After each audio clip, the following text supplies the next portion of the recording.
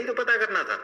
सो horizontal component जिसका कि length x होगा वो हम पता कर रहे हैं। So x is equal to f into cosine of theta, f into cosine of theta. So this one, इसका जो हॉरिजॉन्टल कंपोनेंट है that is f into cosine of theta. अब वर्टिकल कंपोनेंट कितना होगा ये हमें पता करना है। ओके, सो वर्टिकल कंपोनेंट पता करने के लिए हमें इस ट्रायंगल में कम से कम एक एंगल तो पता होना होगा। एक तो पता है हमें ये 90 डिग्री का है, कोई एक एंगल पता होना होगा। तो इसी सिनेरियो को मैं एक और जगह पे ड्रॉ कर रहा हूँ। यहाँ पर ये देखिए, ये एरो है, ये ऊपर वाला एरो, और ये F वाला एरो है, और ये एक हॉरिजॉन्टल लाइन है। अब गौर करें, ये और ये एक दूसरे के साथ पैरेलल है। ऐसे में ये एंगल और ये एंगल बराबर होता है। मुझे नाम तो अभी याद नहीं आ रहा, एंड आई डोंट केयर हम इसे क्या कहते हैं, आई डोंट केयर। आपको केयर करना होगा, you have to find it out, इसे हम क्या कहते हैं इन दोनों एंगल्स को। मैं सिर्फ इतना बता दूं आपको, ये एंगल अगर थीटा होगा और ये लाइन अगर पैरेलल होता है, देन ये एंगल ये भी थीटा होगा। तो उस हिसाब से देखिए ये एंगल थीटा बन गया। अब आप इस ट्रायंगल में देखिए, ये वाला जो ट्रायंगल बन रहा है, ये ऐसा, ये जो ट्रायंगल बन रहा है ये 90 डिग्री है और ये थीटा है। ये नोन है, this is hypotenuse and that is known, उसका लेंथ होगा f, तो इसका लेंथ f है। हमें क्या पता करना है इस बार, हमें ये वाला विच इज ऑपोजिट, इस थीटा का ऑपोजिट है ये, सो इस ऑपोजिट को पता करना है, जो कि इसका, इस फोर्स का वर्टिकल कंपोनेंट होगा। ऑपोजिट को पता करना है, let us say that opposite is y। इस y का वैल्यू को अभी हमें पता करना है। तो ऑपोजिट और हाइपोटेन्यूज, इनके बीच का रिलेशन होता है साइन का, sine of theta. Now sine of this angle theta, sine of theta is equal to opposite which is y divided by hypotenuse which is f. So यहां से हम कह सकते हैं कि y, जिसे कि हमें पता करना था, y is equal to f into sine of theta. So this one is equal to f into sine of theta. तो यहां पर आप गौर करें कि एक स्लैंट डायरेक्शन में अप्लाई हुआ वेक्टर हॉरिजॉन्टल के साथ, हॉरिजॉन्टल लाइन के साथ अगर थीटा एंगल बनाएगा, तो फिर उसका हॉरिजॉन्टल कंपोनेंट जो होगा, उस फोर्स का या उस वेक्टर का हॉरिजॉन्टल डायरेक्शन में जो असर होगा वो होगा f into cosine of theta, और वर्टिकल डायरेक्शन में जो असर होगा उसका वो होगा f into sine of theta. बस इसी को हमें अब आगे यूज करना है, जो कि हमने इस वाले बच्चे का टॉय कार्ट वाले एग्जाम्पल में हमने जहां पर देखा था कि फोर्स का डायरेक्शन और डिस्प्लेसमेंट का डायरेक्शन सेम नहीं है, इन दोनों के बीच का एंगल थीटा है।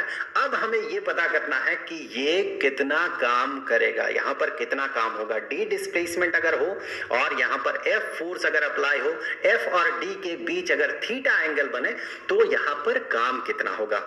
सबसे पहले तो देखिए, ये जो फोर्स है ये स्लैंट डायरेक्शन में लग रहा है ना, तो हॉरिजॉन्टल है, नहीं वर्टिकल है।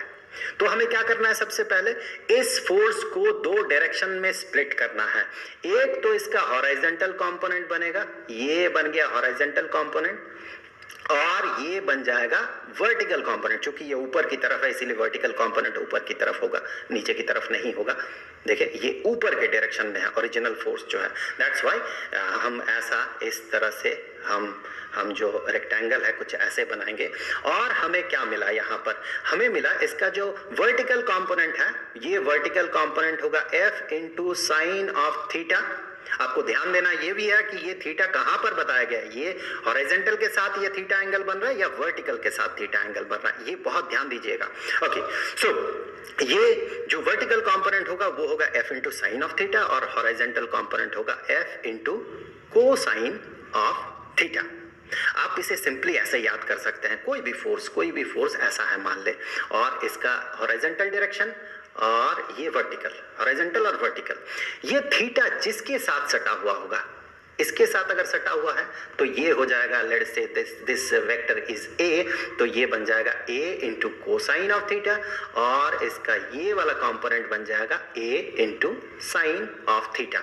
और अगर मान ले कि ये एंगल जो है ये a है, और एंगल जो है ये एंगल ये वाला बताया गया है, then this one will become a into cosine of theta, क्योंकि थीटा एंगल अब इसके साथ सटा हुआ है, एंड दिस वन इसका हॉरिजॉन्टल कंपोनेंट बन जाएगा a into sine of theta. So theta कहां पर है, ये एंगल कहां पर है, ये बहुत इंपॉर्टेंट है।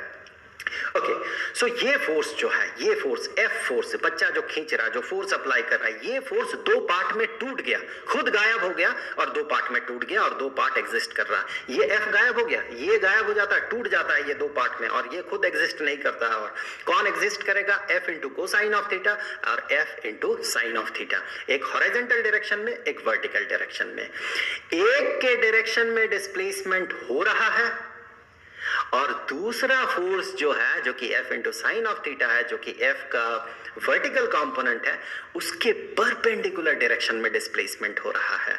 आप याद कीजिए बुधवा और हरिया को, हरिया फोर्स लगा रहा था जिस डायरेक्शन में, डिस्प्लेसमेंट उसी डायरेक्शन में हो रहा था। बुधवा जिस डायरेक्शन में फोर्स अप्लाई कर रहा था उसके परपेंडिकुलर डायरेक्शन में डिस्प्लेसमेंट हो रहा था। बुधवा कोई काम नहीं कर रहा था, सारा काम हरिया कर रहा था। सेम लॉजिक आप यहां पर लगाइए, एग्जैक्ट सेम लॉजिक।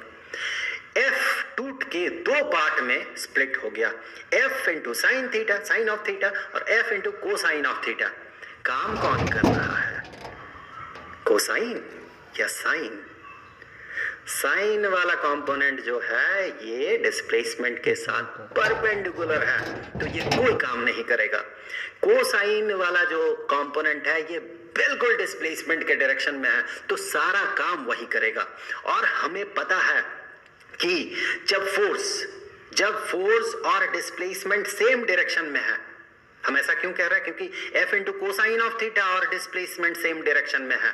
तो जब ऐसा होता है, दोनों सेम डायरेक्शन में होता है, उस समय हमें पता है, सिंपल फॉर्मूला है, work done is equal to the force, magnitude of force. And now what is the magnitude of force? Magnitude of force is F into cosine of theta. F तो टूट चुका है ऑलरेडी दो part में, F cosine, F sign, दो part में टूट